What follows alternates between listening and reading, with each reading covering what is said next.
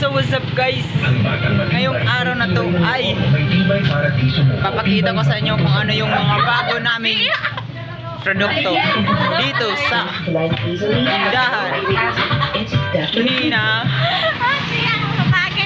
Kagawad Malintad. Yo. So tara.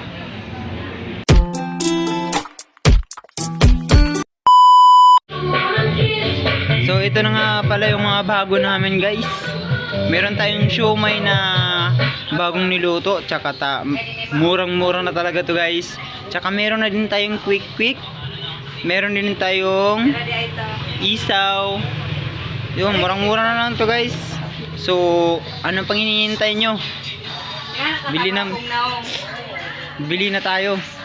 Ito nga pala yung siomay na niluto namin sa normal lang. Din ito niluluto ito sa pamamagitan ng mantika. At ito nga pala yung mga sauce namin guys. Ito po yung mga sauce. Ito. At ito nga pala yung tindahan. Sige na ba, yun lang. That's all for tonight. Kung ano yung gusto nyong bilhin guys, sige na, bili na kayo. Makakamura na kayo dito. Best friend di ay.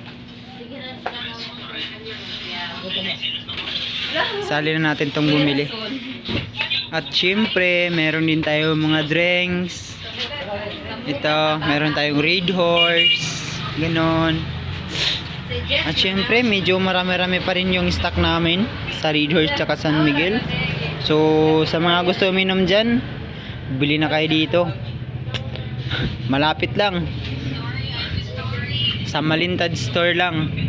Malapit sa simbahan na Katolik. So, okay. A few moments later.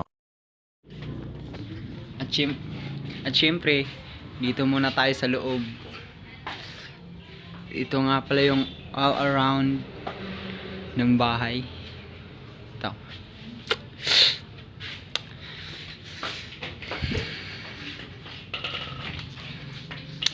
So ito nga pala si Ate Maureen.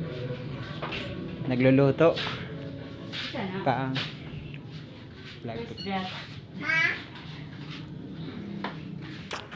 Luluto daw siya ng isaw. Yun. Ito yung isaw po. Ito oh, yun. Meron pa kami available dito, hindi pa naluluto. Ito. Oh, meron pa din yung quick. Later, mag-ano ko ng siling labuyo. So, Busy. now guys, is na lang talaga naka-display ng balot.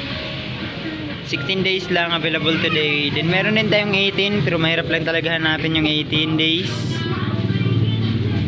Dito lang bibilihin daw. Ito.